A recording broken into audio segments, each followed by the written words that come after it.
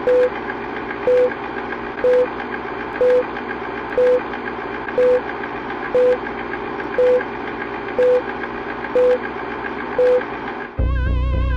like to see most of the human race killed off because it is unworthy.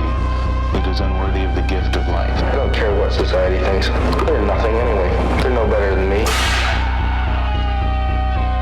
Until we hear the safe word, we will not stop.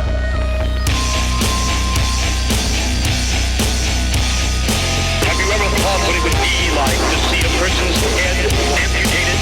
Think of things so horrible that the human mind cannot imagine them. See all this and more when you see on stage, in person, that crazy mix-up. I like being set apart from people.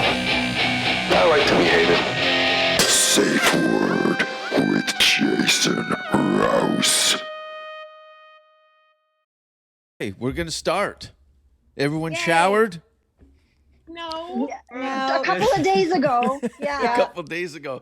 Okay, that's the new normal. It's still pandemic. We're still in it. A shower doesn't count. It's healthier for your hair if you don't wash it all the time. Yeah, That's tell what that I to tell my Bruno. ass and my lower back. Anyway, hey. Hi, everybody. This is Jason Rouse's Safe Word video version of his podcast, episode 2. I'm here with the cast and director of Spare Parts, the movie that just came out. Not the one with the Latino comedian. What's his name? He had a talk show. George Lopez. Because every time I tell people to search the film, they always pull up the George Lopez version of it. And we did not do any movie with George Lopez. We did a movie with Andrew Hunt. First of all, I want to talk about my relationship with Andrew. And first and foremost, let's say, what are we talking? 1998, Toronto. About that? 98, Toronto. Andrew. The year Chelsea was born. Really? Pretty much. 94. No shit. I lost my virginity in 94. No way. How was that? Was it exciting? It was awkward because it was at a family reunion with a second cousin. Whoa. Oh, I forgot you guys all do children's television. Michelle has left the building. I'm like, goodbye. See you later. Catherine's looking up muffin recipes on the internet now. Yeah. Yes. So Andrew starts showing his face at my comedy shows in Toronto when Yuck Yucks was at Yonge and Eglinton. Clearly, you were a fan of the comedy, and you were making regular audience appearances. And then Andrew introduces himself to me, explains to me that he's working. You were working at Atlantis Alliance at that time? No, not at that point. The funny thing is that when I met you, I was kind of like transitioning. Stalking. When I was stalking you, I was kind of just coming out of the whole music video commercial world, and I'd met someone. Didn't you do a video for the Kittens? No. A music video? No. Some Toronto-based. Monster Voodoo Machine. Monster Voodoo Machine, and Soul Wax, some other kind of metal bands, you know. But in 1990, the reason I met you is that someone I knew was working for this website called Ant Films, and it was basically like YouTube before YouTube. They were like trying to like get videos on the internet, and they were looking for like comedians and comedy acts and things like that. And so me and this friend, we went to like an open mic night, and you were playing. Like recently, I think graduated from Humber College or wherever. That wasn't until 2000. I graduated from Humber. So you'd made I had won Funniest Comic in Canada in '98. And I think it was shortly after that. Just throw these titles around, Rouse. Yeah, all these. Damn, just in passing. Hey, just in passing. I can't Dropping brag. names. No one respects television credits and film credits out of Canada for whatever reason. So I'm bragging to the peanut gallery here. Yeah, so they were which a lot of people did around that time, is they were looking for comedians to create content for online platforms, sketches and short films and things like that, and just generally stand-ups doing 5 minutes that they could break down and sell over the internet like sausage. Yeah. And I failed. Well, and so did Ant Films. They didn't. I think they had a lot of money behind them, but they crashed and burned. But yeah, you and I stayed in touch, and my Comedy Now taping in 2000. Your Comedy Now taping. Yeah, I went to that at the Masonic Temple, and then we were talking about getting a TV show. And I would bump into you every now and then. I'd bump into you on the streetcar, and like walking down the street. Like I always seem to bump into you of all people. I was homeless. homeless. I could meet a beautiful woman and never bump into her, but you, I fucking always bumped into you. I'm like Beetlejuice. Yeah. And then we talked about doing like a TV show together inside Jason's mind, which I still love that concept. It was so fun. Yeah. And then some projects came across your desk. You'd forward them to me and we would talk. Things would kind of, show business, things would dissipate or whatever. And then this project came up and you described it to me and I'm like, this is completely for me. Yeah, almost 20 fucking years later. Yeah. Actually, June 25th of this month is my 25th anniversary from starting stand-up comedy. Yay! Wow. 25 years, yeah. I started with Seth Congrats. Rogen. Cheers. Seth Rogen in Vancouver, and he went on to make movies, and I ended up making slasher films with the locals. Hey. Right? Either way. Not so bad. Well, not at all. Rouse, this, listen, it's better late than never, man. Like, who knows? This could be your beginning. Listen, this has been this whole thing has been as a comedian and as somebody that really idolized Jim Carrey and people that made the transitions from stand-up comedy to film, I couldn't have had a better situation for what my onstage persona, so much so that I wore my own wardrobe and really didn't act that much. As you could tell by day 3, I was in over my head. Yeah. And you guys were all excellent. And it was just regardless of what this turns into down the road, as of today and the release date and everything, it was this is just a very cool thing that I was lucky enough to be part of, and you guys were all very awesome. I was beside myself and a little confused by the whole process and the experience because it was completely on the other side of what I was used to as an artist. There's no rules or regulations, and as some of you know from seeing me perform, to go to the other side of that and have to work with other people and do things at specific times in certain ways was very, very foreign for me. And I like working. What is it? Walk to your beat of your own drum. Yeah, march to the beat of your own drum. March to the beat of my own drum. I got a drum. I built my own drum, and I'm not used to playing in other people's bands. Yeah. And thank you for letting me be part of your band. And sorry about leaving that cup of piss in your thing, Emily. I was rattled when I thought it was your cup of coffee. And I grabbed it. I was like, oh, I left it from the night before. Gross. It's going to be all soggy. Sure enough, it was all soggy. It's on my hand. I'm like, ew. I know. And you were. You got pee on your hand? Sure. Yeah. Coffee. Jason. I realized this smells a lot like piss. Okay. Jason's piss. And it was that's not cool, man. Not cool. That's not cool. I was a nervous person during the whole process, and if anything, I didn't want to be late coming to set. So there was, as you know, you're in your what do you guys call them? Your trailer rooms. I didn't know. I thought we'd get like a hotel room. Okay, this is where I am for the month. But I didn't know you guys moved the cards around. So they moved us down the next day. What happened was there was a big lineup for the bathroom at the back. And I knew that 6 people deep is going to be at least 20 minutes of piss time. So, and they're calling me in 3 minutes. Panic, pee cup, coffee, paper coffee cup, filled it right to the top. And I think I had to shut it halfway down. Anybody who has had a piss knows that it's bigger than a coffee cup. So I wouldn't know. I had to top it up with the old asparagus juice, and then I put it on top of the coat rack on the shelf there, figuring that it. At the back. So Yeah. I moved at the back, so you couldn't even see the top. You had to literally reach up, and then you had this topsy-turvy cup. And my urine is like alien blood, so it removed all the glue on the seam. So it slowly started to separate it. And the time you touched it, you just had yourself a piss pinata. And I'm just glad you didn't have to take a dump. I know. You should see the cowboy hat under the fucking makeup table.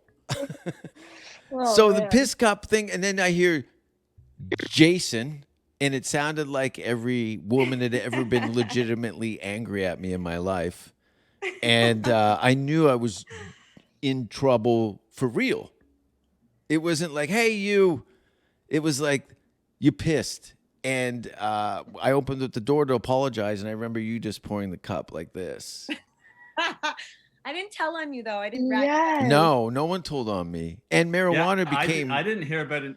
I didn't hear about it until after, like long after. I just pictured I Andrew. just think that's so funny. That's so rock and roll. Good for you. I would totally do that. Hashtag trucker life. Like, whatever. I'm like, you gotta do what you gotta do. I respect that. High fives. Any of you girls pee in cups? I'm from Sudbury. Oh, sorry. Yeah. Pee in open mouths. Sudbury, and oddly enough, like how cool was it to do a film in your hometown? Didn't your father? Didn't I meet your parents or something? Yeah. Yeah, my dad. So I was telling my dad about the film, and I'm like, and they've hired some comedian. Apparently, he's Canadian, but he doesn't live here anymore. And what's his name? Jason Rouse. And my dad freaked out. He's a huge fan of yours. That's so huge weird. fan. So he's never contacted me more than when he. Wow. And he was like, "Do you think I could do this? Like, I want to see him." And he was so excited when you invited him to the show, and you met him after, and you guys you talked, and he felt very cool and very special, and I really appreciate it. Yeah, totally. I was flattered to have somebody that vocal about being a fan of what I do. Usually, I'm like the dirty secret to everybody's sense of humor, but yeah, no, it was, showing up. First of all, anybody driving to Sudbury, Emily, like, it's pretty bad there. I'm from Hamilton, and Sudbury is bad. Sudbury's bad. Beautiful place. It's just the inhabitants by the Tim Hortons / methadone clinic. It's you need to get to know it. Sudbury's like an onion. You just got to peel back some layers. And hey, we went on a beautiful hike. Where was that? That was in Sudbury. Yeah. No, Sudbury is so beautiful. Yeah. So incredible. Yeah. Well, and I gotta say, we would have never been able to do this film anywhere else. Really, like when you think about the production value that location brought to the film, like we shot in an actual metal recycling facility, and we shot in an actual auto wrecking yard. Yeah. Like, how fucking cool was that?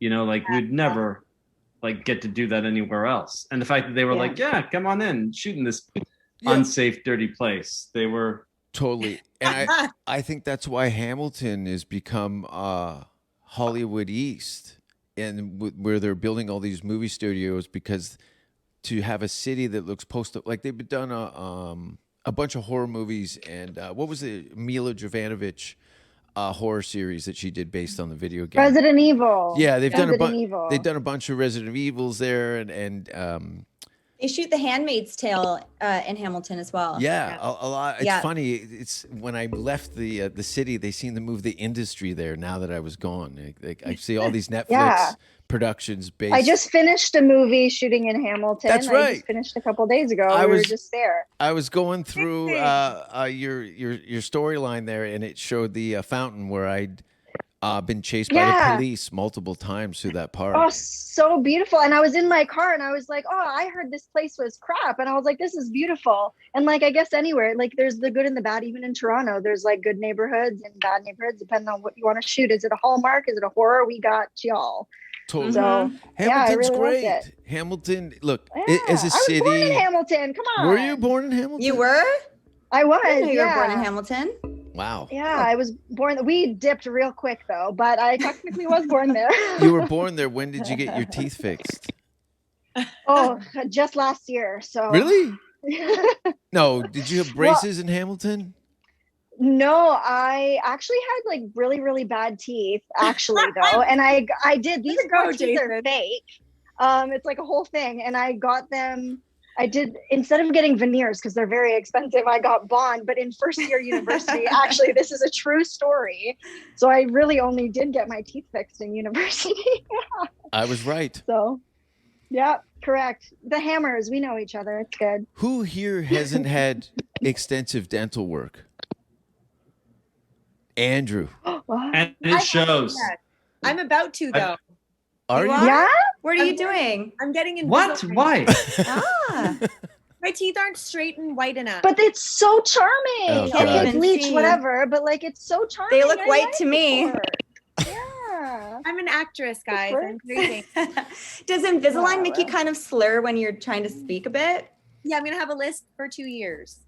Wait, can you take it off? Can you take it off, or does it just stay on? You can, but I'm gonna have the brackets because they're real janky. So it'd be a bit of a palate extender. I'm actually doing it because I have like serious jaw problems. But yeah, because the pain I remember in your jaw, they would click all the time, right? And you said it was painful. So now, Andrew, you can cast me. On my new age range is like 17 to 22. That's right. 17 to 22. Sounds like my Tinder profile. Yeah. Well, nice. No. 18 to 22, Rouse. Come on. No, I like 34 to 78. That's kind of my. So basically, none of us are good enough for you then. Trust We're all me, too young. None of you would have me. I'm a bedwetter for Shucks. starters. Damn it. They make products for that. So this is all very new territory to me. Like, now what happens? Do I just wait for the scripts to come in the mail and then they give me another movie? Or like, what happens? Precisely. Is this what? Well, Be nice. that's the question, Rouse. Would you actually do another movie? Most definitely. Andrew, I would do anything for you. Oh, not for me. I just mean for anyone. Would you ever do this experience again? No, because no one would have the patience like you had with me to do what you needed to do. Well, listen, I have to say a lot of the patience went to Emily. I was going to say, listen, but then I love Both of all you. you girls, but my God, if we paired you up with anybody other than I know. Emily, I think you would have been dead by the end of the shoot, you know? It was your first movie, Jason. Of course, my first movie went horribly too. It's just a learning thing. And No, but you didn't abandon me. by the end. You didn't abandon me. There was three of us. It was our first movie. Jason, me, and Chelsea. It was our very, very, very first ever booking. I wouldn't have known. Very first movie. I did not see first movie in anybody. You guys were all actually. But they all trained and did classes and all this stuff. And Oh, by the prepared? You guys prepared? That's true. Is that the key? Yeah. That's true. I think- But the thing is, Jason, for you, your spontaneity is your spark, and that's what makes you shine. So I can only imagine how hard it is to walk into structure. Because I find I'm kind of tippy-toe between structure and spontaneity too. So I like to kind of know what I'm doing, but not everything. And everyone kind of has a different process on how they want to bring a character forth. But if you're walking into something you have no clue, like you didn't even know we had trailers, like you have no idea how it works. I mean, to me, it looked like you were cool as a cucumber. I would have had no idea. I was smoking weed steady. That's why I was baked. Anyway, I remember that first day that we were shooting, the very first scene we shot with you, Rouse. Your fucking eyes were as big as saucers. Hold on. And I was fuck, what did I get myself into? This guy doesn't remember his fucking lines, and he's stoned.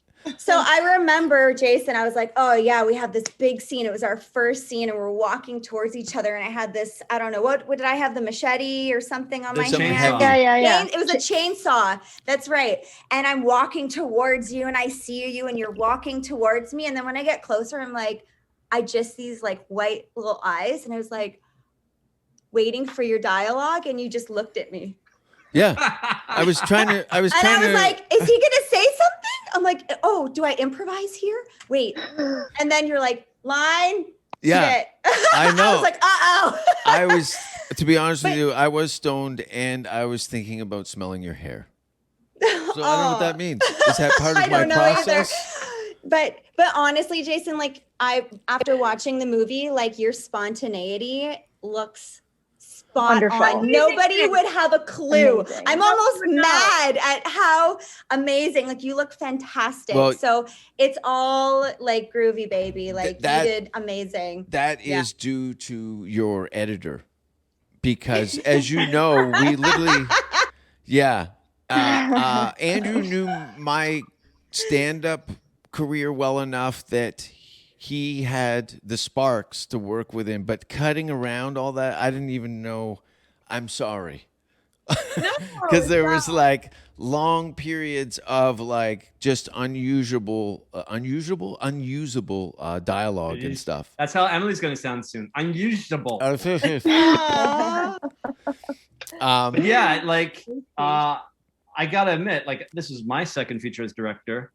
And I've never been in a situation like that before where like I had talent who was a little lost at times. Yeah. And I'm glad it was you, because at least we had like a history.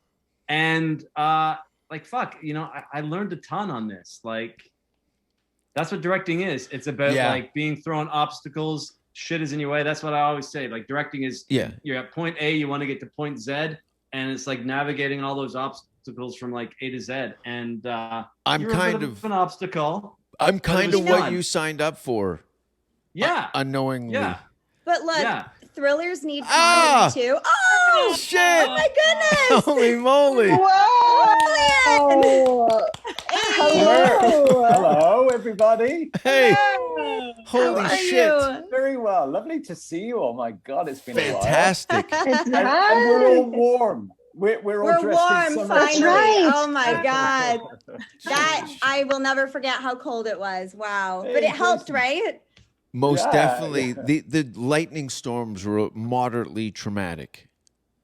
In the scaffolding, when you're sitting in a steel circle of wrecked vehicles and lightning and rain. First of all, I had the luxury of getting under a tarp near a propane flamethrower where you guys were left to stand in a giant litter box in a rainstorm. Yeah, and at least you had pants. We were half-ass naked. Oh my God. I know. I chose my wardrobe so I could underdress. I knew what was coming. I couldn't feel my face. Your first rodeo, Julian. My goodness. Actually, Julian, I read your article today or your interview today, and you talked about that, how you know, you picked the cape and you had like, you picked your wardrobe and you were nice and warm and toasty. Meanwhile, the girls are in like shorts and skirts. He looks so good though. I felt for you though. But you were moving around, whereas we were up there freezing our butts off, just standing still. So you know, there's compensation. But it added to the discomfort of the movie too. Like we weren't comfortable in our characters, so you know we weren't comfortable in real life either. So it kind of worked out to create the environment. I remember watching an old interview with Jim Carrey talking about his experience with the Dr. Seuss Grinch Who Stole Christmas and the makeup and contacts and the whole process. He had to go through Navy SEAL training to learn how to suffer it physically to deal with it, all the prosthetics and everything from claustrophobia and just general irritation and stuff like that. Have you guys had to do any heavy prosthetics and things like that? I had a prosthetic test on Star Trek. So they brought actresses in and they basically said, it's going to be one of you. Whoever fits the prosthetic the best. They had this expensive existing prosthetic they wanted to use. Whoever fits it the best and whoever's the most comfortable gets the job. Oh, I'd never been in that position before, and I'm so claustrophobic. And Wait, did you get it? The second they put it on me, I was like, yeah, I feel good. Everything's fine. I was like sweating and yeah. Oh no, girl, I've seen that done, and that's scary. Like you're literally in like. Wait. What happened? Your cat just ran across the table, Catherine? No. I'm like, wait, Emily, what was the prosthetic? I'm so like, what did you have to wear? Was it on your head or like? Yeah, it was a full head and shoulder piece, and it was. I'm not super familiar with the franchise. It's like papier-mâché almost. It was like silicone. It was like and just your eyes and then nose and a little like the guy Ryan Gosling in Drive. He had that stunt mask that was a full prosthetic thing with just clearly I don't being in like a race of tiny people. So that's well, Julie, you've had your head done many times, haven't you? Because I'm so good looking, I'm always cast for my looks. I get it. And then they slap all kinds of stuff on top of me to make me even look more horrific. So anyway, I don't know, Wrong Turn. I played Three Finger in Wrong Turn in the first one of the franchise. And that was a 4-hour makeup job every day and 2 hours to take it off, because it was back in like 20 years ago when it was old school silicone, and they had to keep the silicone pieces on my cheekbones and stuff, take them off and save them for the next day. Whereas now it's all a little different. It's a little more actor friendly, I guess. But yeah, the body casts are really something. They're Still, if you were the nostrils. Yeah. When they pour the goop over your head. And and just the straws in the nose, horrible. And then when they put the plaster on, then it heats up once the plaster's on there too. So you start feeling it hotter and hotter. But And you you know, start sweating. I do love working with special effects people though, because they're so good and so in control, and I find it kind of cool. I must admit, sometimes it's like you're just trusting yourself to really masterful technicians, you know, and that's kind of nice, right? I mean, what a terrible thing to say, you know, like if you fit the makeup, you'll get the job, you know. But I find a lot of the experiences with special effects people are exactly the opposite, where they really treat you well and they really treat the humanity in you. It's a very personal experience when you're touching someone's face. Yeah, every crack and line is being looked at, and they're breathing on you all the time. I don't know if I like that.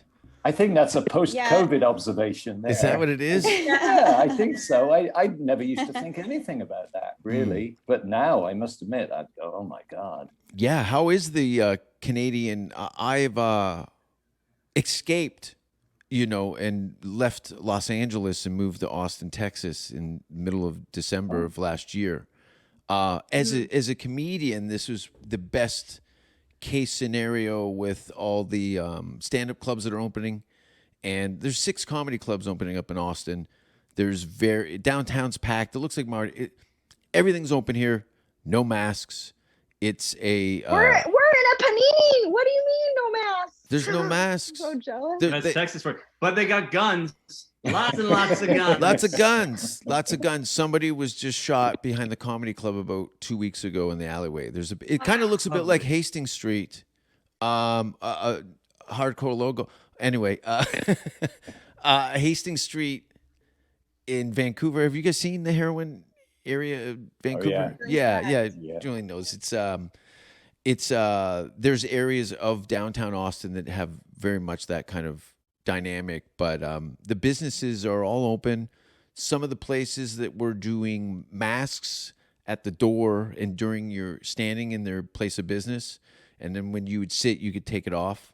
But it seems like that every week seems to be a little more or less and quote normal. You know, I don't know statistically what the deaths are, and I'm always suspect of these kind of numbers and regulations in our behalf. I don't know. Canada, I really don't know what the future is going to look like for Canada in that sense, because it seems like you. Well, we obviously we play it super safe here. Yeah. But, there's a in terms running of film joke. Production. There's a running joke. We've actually Sorry, go for it. There's a running joke with comedians. They go, "How do you get 100 comedians out of a public pool?" How? Could everyone get out of the pool, please? But you said comedians, not Canadians. Oh, I said Canadians. Your own joke.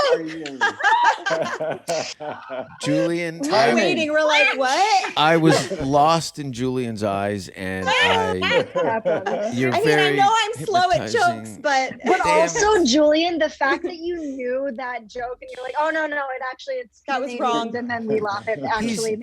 He's English. Really get us out of the pool. Julian's English enough to know when somebody's abusing the language. Oh. I've been educated in the fine city of Hamilton, Ontario, in an all boys vocational school. It was terrible education. But you went to an all boys school. Yeah, it was terrible. For how long? My sentence. No, that you went to the how long were you just in an all boys school until university, or is just elementary? University. Well, kids. There's what's that other? No, of course there is. It was an all boys vocational school, so it was a basic level academics and trades to get jobs. They were more or less grooming people to go work in the local factories, but the problem is that all the equipment and hadn't been updated since the late 70s. So all the education that we're getting in that school was really obsolete. And you needed a high school diploma to push a broom in the local steel mill. Yet the academic end of it was all at a basic level. So all the trades that you were learning were obsolete because of computers and modern technology. And academically, you weren't really set up to do anything in the job market. So that's when I decided to move to Vancouver in '93 and start doing stand-up in '96, because I knew that there was no human resources or unions in stand-up comedy. So I could kind of navigate it and figure out what was going to be in the future. And here we are, made a horror movie called Spare Parts, now available on Amazon. How great is that? Here, I'll tell you where it's available if you want to know. Please do. Yes. On DVD, it's available in Walmart across the U.S. On Blu-ray, it's available in Best Buy across the U.S. On VOD, it's available on Cablevision, Cox, DirecTV, Dish, In Demand, Charter and Comcast, Time Warner Cable, Verizon, and Ubiquity. And on digital, it's on iTunes, Amazon, Google Play, Vudu, Microsoft, Sony, Fandango Now, Comcast, EST, AMC Theaters On Demand, and Redbox. And the reviews are coming in. You guys want to hear some of the reviews? Yes, please. Yeah. I need this. I need this. All right. Oh my God. On Rotten Tomatoes, it's 100% right now on Rotten Tomatoes. Is that a thing? Is that real? Yeah. Now, is that 100% down or 100% up? 100% up. Is that 100% up? It only has 5 tomato approved reviewers on Rotten Tomatoes. So, I'll take that with a grain of salt. But anyways, here's some reviews. Bear with me. Yeah. Some of them are long. I've tried to compress them. From someone who used to tour on and off for a few years, the movie does a terrific job at authentically portraying that lifestyle, especially in regard to the issues that can arise with fans, crowds, and among members of the band. Argyris, Alatalo, Stanton, and Muirhead all walk that line between friends and enemies to perfection. Muirhead and Stanton in particular play soon-to-be mothers and girlfriends. These two actresses, for as little screen time as they have, carry terrific chemistry with one another. But the core of the story lies among the sisters' story, brought to life by Argyris and Alatalo. The narrative explores an unspoken rivalry between the two when we first meet them.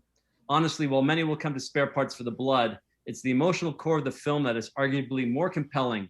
Don't get me wrong, there's some legitimately terrific battles and fight choreography here. So that was from Victims and Villains. Wow, thanks. That's so nice. That's a good one. All right, here's the next one. Spare Parts desperately wants to be on the same level as Mad Max and Gladiator, but misses the mark in every respect. A lack of character development and story progression undermines the film. That's from the Irish film critic. Yeah, the Irish. It's a okay. It's okay. Love it. Here's another. To each their You own. can't win them all. You can't win them all. Yeah. There is a Fincher-esque quality to the violence, particularly as executed by Driller Ryan Allen, as he both antagonizes and trains the girls. Barbaric is not a strong enough word for what they all experience at the hands of the Emperor, Julian Richings, the leader of this bizarre death cult. Riching plays the perfect slimy villain and is allowed to chew up the scenery in every time he is on screen. That was from the Horror Buzz. Julian, how does it feel to be the perfect slimy villain? That's me. Okay, here's I want another. to be that. I got 4 more reviews for you. Spare parts end up being a slog through, a ridiculous script, unappealing characters, and uninspiring fight choreography. Spare Parts is truly one of the more disappointing movies I've seen in a while. That's from the movie Elite. Give me that guy's address. Oh man. Here's another. Amazing. Boo. I would happily watch another film with Miss 45 fighting their way through their cross-country tour, scoring their own bar brawls. I've had Miss 45's signature song stuck in my head for a few days now. It's catchy and it's great music for kicking ass. That's from And Michelle, you really recorded that. Yeah. I really The did. big And recording I do that, not yeah. know how to sing. I'm not a good singer. I remember I walked in and feeding his name. Wade. Oh, he's amazing. Yeah, Wade he's like, okay, so here's the lyrics. I'm like, okay, so Miss 40. And I was doing it like cute and nice. And he's like, oh girl, hell no. You take that, throw that away. You are going to scream that from the pit of your gut. And I was like, okay. And then I was like, ah! And it just like, it was super therapeutic. And then the messier and grosser I was, the better the song worked out. So that's the stuff. Right. Yeah, you nailed it. You nailed it. Well, here's the thing. Here's the next review. Sure, there's some bad acting, and the band in the film kind of sucks. But there's a lot of you tried becoming a band in 2 weeks. Hit the mark for me. Okay. That's so funny. Anyways, but here's the thing. Some more reviews have come out since we actually started this. Like literally just before we started doing this. We got a negative review from Binge Media. We got a mixed negative review from Bob's Movie Review. A positive review from the Boston Herald. A positive review from the Film Junkies. Mixed positive from Hollywood Matrimony. A mixed positive from Hollywood Fuel. Another mixed positive from Killer Horror Critic. And a positive review from the Video Addict. And a positive review from Why So Blue. So, you know what? Overall, we're getting pretty darn good reviews. Obviously, some people hate it. Some people love it. But that's the way of the fucking world today when it comes to films, isn't it? And it's people either love it or hate it. It's a bold movie too. It's not middle of the road where everybody goes, oh, it's cute, and then try to find a nice thing to say about it. You can't please everyone. Some people are gonna love it. Some people are gonna hate it. It's the abortion in the jar. No, it's all publicity. Yeah, it was the abortion. I was like, I don't know. Jason. What are we, animals? Or what was it? Oh my God. I like how you just kind of leaned over and it just kind of shows up in your hand. Like, we've got a box of abortions back here. Which one's yours? Spoiler alert. Sorry. Spoilers. And you know what's funny about that is that the makeup artist on threw the up. film. No, she actually had that in her like thing of stuff that she keeps on hand. She actually she didn't have to make that for the film. Yeah. That was Aaron's? She had that. Oh my God. Why? I don't even want to know. Yeah. I always keep one on my keychain so I don't look weird at kids' parties. Anyway, enough about me. How many people here haven't had abortions? I'm closing my computer now. I know. I've had to go pee for a while. I've been behaving for like 40 minutes straight. I've been on. Look at that's you know what I mean. You lasted a while, Jason. You I lasted a while. You lasted longer than.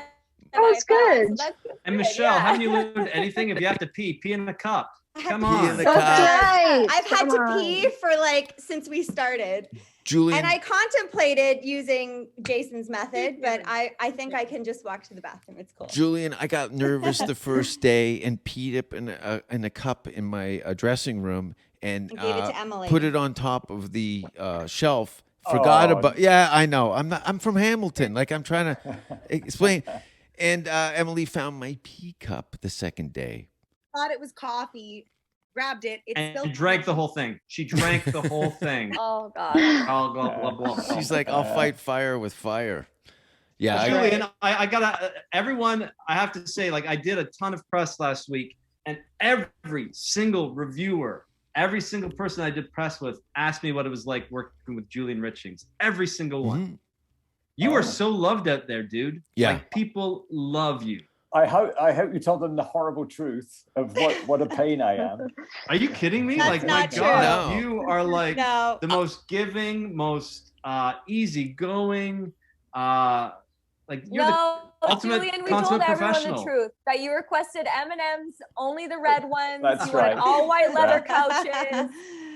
I had a hard time. I'm surrounded They by cooked every night. all these beautiful ladies, yet I couldn't stop staring at Julian the whole time. It was the most, what's the matter with you? And I'm like, because I was living in Vancouver when Hardcore Logo was being filmed. The bands that were playing at the Commodore Ballroom were some of the bands I was hanging out with in Vancouver at that time. And the various things. So now I'm in the rain standing next to you, trying not to fall off the scaffolding, staring into your eyes.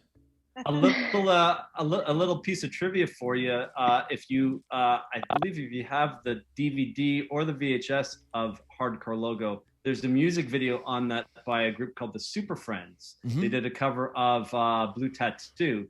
I directed that. Okay. Right. That was one of my music videos that I directed. Yeah. Oh, okay. Yeah. What is the future? And what was really bizarre is that the day I was shooting that, we were on this flatbed truck driving down the street, and Bruce McDonald happened to walk by. It was my first time ever meeting Bruce McDonald, and he happened to walk by when we were shooting the music video for this band. Like, complete coincidence. It's a strange world out there, isn't it? Yeah. It is. What's next, Andrew? What's the next movie you got for us, right, girls? Yeah, seriously. Yeah. A part Reunion. two? I'm actually in post right now on the Fight Machine. I'm going in tomorrow to do to start work on the sound mix. So Yeah, Raven You know what? Banner. I'm gonna throw out an idea for you, Andrew. I'm just gonna say, like, I think for the second movie that Leah should come back to life as a zombie, and it should be a reunion. Yes. Does she? I know. That's how it should be. Who's actually technically dead in the movie? I am, I am. certainly. For certain, like we don't really. Oh yeah, you're definitely. You I'm can't come dead. back from the head. Well, Especially listen, I got head blown dead. yeah. Spoilers. Oh, that's spoilers. right. Unless I come spoiler back alert. to haunt. Unless I come back to haunt Emily, I do like the ghost or like zombie help Emily. I would feel like if I came back as a ghost, I would be Right? there to help you. It's a good idea. Think? Yeah, so we Yeah, could well- all come back to life because we all die actually. So we all come back to life as zombies except for Emily. And then it's like this war, Emily's new army, and then us, the dead, rise, and we're like, yeah, and then all that. Good thing. idea. Emily's made. We go Leatherface and make her body into furniture. What? Texas Chainsaw Massacre That's style. an idea. I think she'd make a good pair of like some end tables out of your femurs. Yeah. Ooh. So you guys get to act in your little playland. You get to go visit the circus. I gotta live in it 24/7. I don't have that other lane. You guys get to. I'm gonna make this. What do you do? You make decisions, or what is it? Choices. You make choices, and then you start driving that bus, and then you kind of all align for the scene, and then everyone drives together. I'm throwing feces at the sun while you guys are trying to drive. True story. True story. That's not an analogy. That's a true story. You know what, Jason? You added like a lot of comedy to our thriller, which is needed. Off Like, camera. you need that. And honestly, Chelsea's character Both. too. Chelsea and Jason, you guys both had like little snippets of spontaneity and little jokes here and there Yeah. that weren't even in the script, and they ended up getting used. And it's very likable, and it's very it just kind of cuts the seriousness a little bit, and it Can- makes it very watchable. Can we So- like travel together and you just tell me these nice things. So yeah, in your ear. yeah, totally. I'm always left to my own devices. I don't think I trust you in the car. I think I would take the front seat. I've never. You can sit in the car. I don't. I've never driven a car in my life. I could tell based on the way that we were. Yeah. Oh, that's right. Remember, I couldn't. It was funny. We shot that scene, and Jason, just before we shot it, Jason was like, "Yeah, I've just so you know, I've never drove a car before in my life." Thankfully, it was Hollywood magic, and the car was not actually moving, and you're just doing. It looked good. It looked great. It's actually used in the trailer too, isn't it? Yeah. Hardest scene of the whole movie was that one. Yeah. Hey, Julian, I got to ask you, like, you've been in a lot of movies. Have you ever been in a movie where, like, you're filming it, and it's like you think, holy shit, this thing is gonna be a piece of shit, but it turned out good? And have you ever been in a movie where you thought, oh, this thing is going along just great and fabulous, it's gonna be awesome, and it turned out to be a turd? Have you ever had that kind of like experience? He can't talk because he's a gentleman. Yeah, without like naming names, without naming No, films, I wouldn't name names. But I honestly, I think the reason why I have some kind of longevity is that I just jump in and I go, critical faculties out the window. I can't go in as a judge. I'm going in and I'm part of the team, and I'm gonna die with it, And you end up at the end of the day sometimes and you go, ooh, that didn't work. That was hard work. And thankfully that doesn't happen a lot. But I can't remember any particular movie that I was going Waterworld. Oh, I'll tell you one of the TV series that I'm most known for, which is Supernatural, which has a massive fan demographic, right? I had no idea what I was getting into. I had a guest episode in season 5, and I walked in there not having done my homework and going, what's going on here? In fact, I'd just been out west shooting Hardcore Logo 2, and I was so wrapped up in that I hadn't had time to prepare. And I arrived on set with Supernatural, and I met Jensen and the boys and stuff, and I'm going, ooh, these feel like serious dudes, because I'd kind of dismissed it as a Vancouver-based moneymaker type of thing, and then I suddenly went, my God. But I kind of was quick on my feet, and I realized quickly that I'd gone in with preconceptions. But I try to keep it about me rather than me the critic or the judge. Does that make sense? Yeah, that's Absolutely. great advice. Yeah. But yeah, I don't know. Sometimes when you start, Spare Parts is a good example. Like, the shit that we did was great, but there's a part of your brain that's going, this is crazy. We're here and we got these appendages and we're freezing and we're doing all this stuff and there's cameras around here.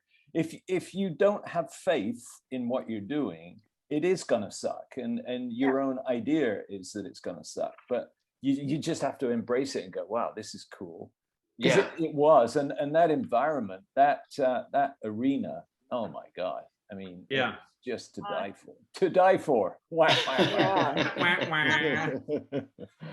Yeah, a lot of people don't believe us when I tell them, like, we built that in an actual auto wrecking yard. Like, we just took the cars from over there and piled them over here on top of each other, and we cleared the ground of debris. We brought in 2 tons of sand to make sure that when everyone was falling, they weren't getting like glass in their faces. Yeah. Like, it was the real deal. Yeah, it was amazing. Andrew, how long did that take to make? We started building it about a week. We started building it about a week before, and then I don't know if you realized it, but like, we were still fucking building it as we were shooting. Like, literally the last day we shot in that arena was the day that we finally got all 4 doors on the entrances, and we shot one and we broke for lunch, and then the door broke and it took like them an hour to fix the door. Like, that thing was just a nightmare. We were like flying by the seat of our pants. It was insane. And we did it in 18 days. I loved it. Actually 17 and a half, because there was that one day when that rainstorm blew in and Julian was up on the dais, and we had to take him off and like get him away safely, because like the lightning, thunder and lightning came in. We had to cover everything and take down lights. That's right. Yeah, it was insane. But no one cared. So. And that That was the other amazing thing. I didn't remember you, Emily.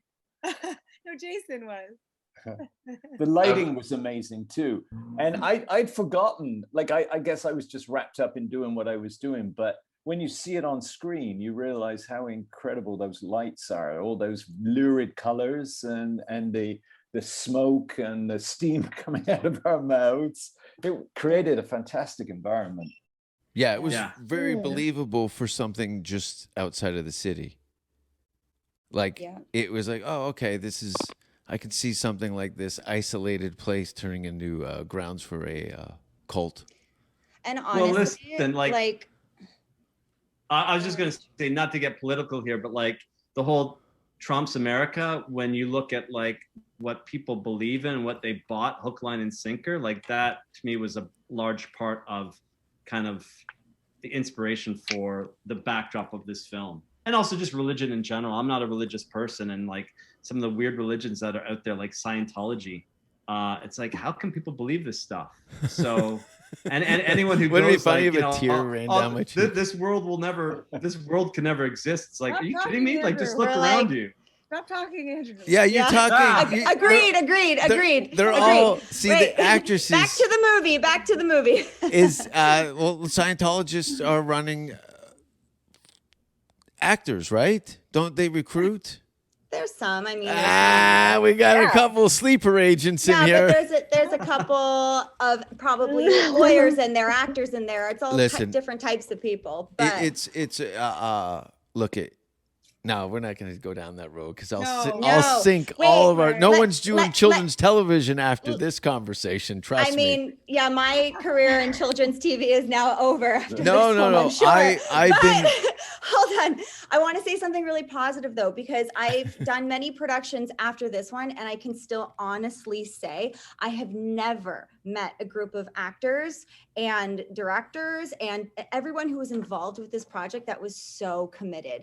The worst thing is when you get on a movie and people don't care as much as you do. Yeah. And I can honestly say that all of you care just as much as me. And that means a lot. I cared a lot. I really wanted to bring everything I had. And it was so respectful. Like, I just appreciated that so much. Like, everyone brought what they had and we tried our best. So we're going to get good reviews. We may get some bad reviews, but at the end of the day, we did everything we could and we did our best. And that's all you can do. We right? no one really wanted to disappoint Andrew.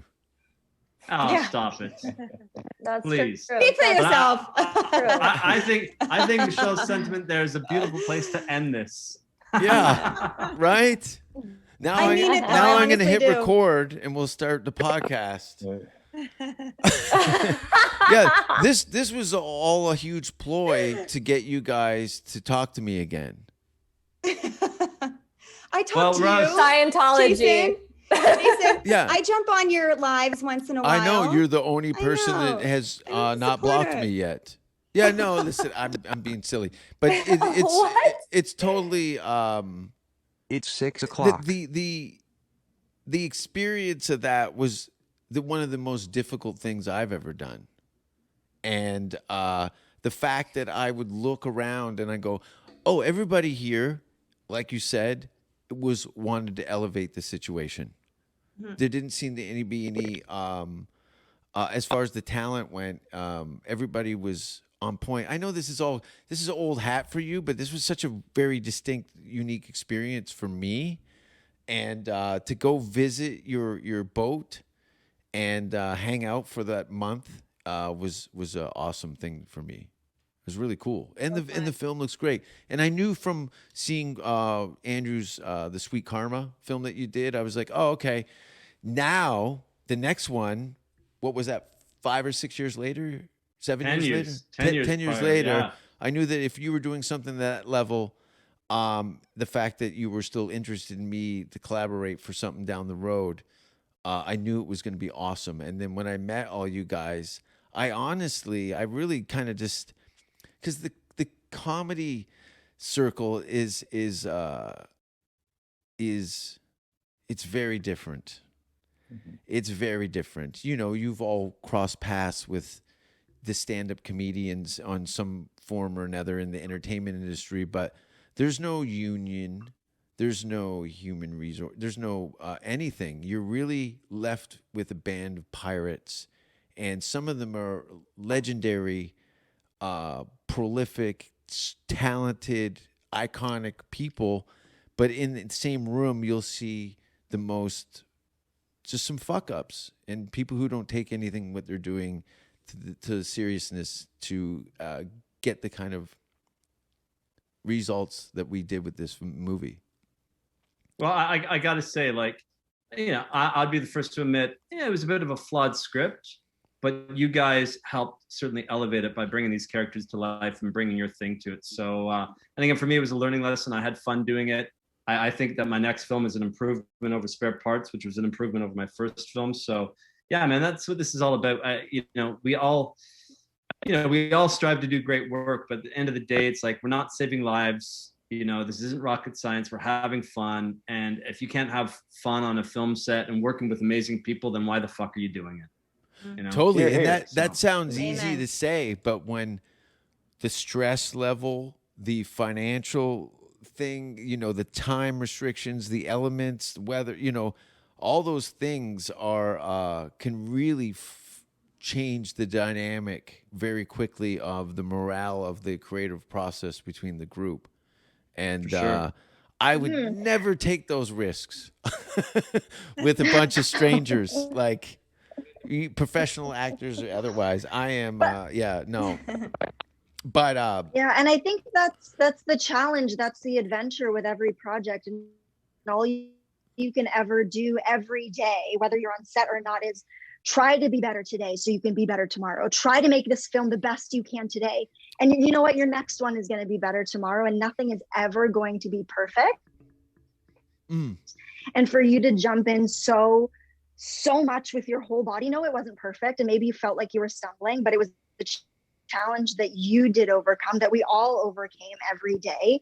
And like, I know you've mentioned that you've learned so much. Like, I feel like we've all learned and grown so much on this film, for whether it was the script, just dealing with the weather, the challenges of just, wielding our weapons and learning the physical body, but also like, these are some of the strongest relationships in real life, because it was so difficult to do that I've cultivated in my entire life. Like, this movie changed my life because I've met Andrew and Michelle and Emily and Catherine and Julian and you, Jason, and everybody that was involved. Like,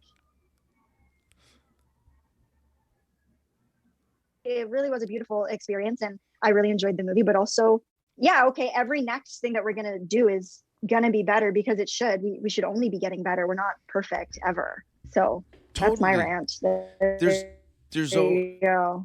There's so much. That's great, and that's how it's supposed to be. But you know that there's so many room for error, and sometimes you have no control over that. And to land on your feet at the end of that can be very difficult. But again, I'm so relieved that this is over. I'm not talking about our conversation, but the film process, it's like been watching the longest birth. Because comedy, right? I got an idea. Okay, work it out, take it to the stage, you get the audience feedback. It's very instantaneous. I literally can go from night to night to elevate myself up to get the quality that I want over time, from hammering on the same spot and bending it and tweaking it. And it's a constant clay thing, where this thing was like, okay, it's done. It goes out into the ether. Then everyone else gets to play around with it and do their thing. And then it comes out, and it's got its own thing going on. It's not a solo sport. It's definitely collaborative. And that's the terrifying thing, but it's also the joy. And I think we're all expressing that if you get the right people together, it is the greatest. And for me personally, that's what I missed during COVID. It's like this, that, and the other, problems. But it's the idea of instantaneous collaboration and feeding off other people's energy. That's the joy for me. And shit, who cares if something's perfect or not? As long as it's got energy and you enjoy it, that translates to what's there. That some of the greatest works of art are deemed to be imperfect or wrong because of this or a weak script or that, but the thing that weird bundle of energy inspires so many people. You know, it's not just a product. So anyway. So that's my rant. Where do you find the energy? Like I have a live audience that's kind of like my bird feeder. You know, my compass that I can go visit and just here, take this away, move this. Okay, it's working here. Then it's always changing and stuff. Like, where do you like? Look, there's some days that, you know, you don't even want to be in life. Yet the stage has always brought joy to my life. So I always looked at that as kind of my beacon of success and happiness, is to get the laughs, connect, you know. How does that, I don't understand. Like, I'm getting exhausted thinking about your process. My hands are sweating. Like, it's totally terrible thing. Like, don't leave me with my own thoughts to do something later.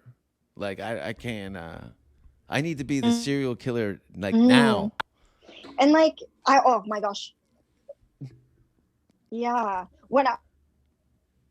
Because I grew up doing theater. I went to the Ryerson Theater School, and like up until maybe 3 years ago, this is only really my like 3.5 year anniversary trying to do film. But for 7 years before that, I would just do theater, and like I love that instant feedback, that like laugh, or like you're doing a really dramatic scene and you see that mother in the first row just like crying, and you're like, fuck yes, like I did it. But on set, like nobody can laugh, nobody can give you that feedback, and it's a skill trying to just know that like this is enough, I'm enough, or like, and doing it. And then now the game has become not what kind of feedback can I receive, but how deep can I go, like for myself. How deep can you go? And like, because the game has to be different when you're on stage, and how deep can you go? You know, you're not trying to and like, yeah, like I love that laugh, right? But the game is the same in film, but it's also different. You know, it's a long, anyway. the narrative is long, you know. You guys, I have to cut in. And then in theater, or even in a comedy show, I have to pee. Guys, wait. I got wait, you got pee? Wait. I gotta go. And so do I. I'm so sad because I want to stay and I miss you all so much, but I've got to push it to the limit. I got it. But run for your life. I love all of you guys. Yeah, you're the best. I miss you Me all. too. I love you, Catherine. It's so good to see your faces. I love you all so much and miss you. And can we make a movie together again? Andrew, write that. Get I'm on it. I'm on it. All act in it. The whole same cast, except we come back from the dead as zombies. Okay, goodbye. Done. Okay, I'll bye. send Andrew a treatment tomorrow. All right, guys, and I got to split too. Everybody's leaving. No, well, listen, it's been an hour. We're going to wrap this up. I really appreciate you guys taking the time to risk your careers by talking to me. I've been on my best behavior. I'm so happy with the film being released and the fact that I got to work with all you guys. And Andrew, once again, man, thank you. You know, no, thank you, Jason, for taking Chelsea, a chance. Thank you, Michelle, Catherine, Emily, and Julian. Thanks, guys. It was such a blast working with you guys, and it was like almost 2 years ago. Like we started like rehearsals and all that stuff. I can't believe it, but today's the day it's out there, and hopefully it finds its audience. And thanks, guys. Where can people find you if they want to get a hold of you online? Oh, don't get a hold of me. Leave me the fuck alone. Girls, gentlemen. My Instagram is Chelsea Head. I'll attach all your home phone numbers. I'm gonna put everyone's home phone numbers. Oh, now you're all chatty, Kathy. Yeah, everyone's phone numbers. No, I am always chatty, Kathy. You know, I can't hear you. The phone numbers. What? Bye. No. Bye, everybody. Thank you, everybody, for 3, watching. 2, 1. Have you ever thought what it would be like to see a person's head amputated? Think of things so horrible that the human mind cannot imagine them. See all and more when you see on stage, in person, that crazy mix-up. I like being set apart from people. I like to be hated. Safe Word with Jason Rouse.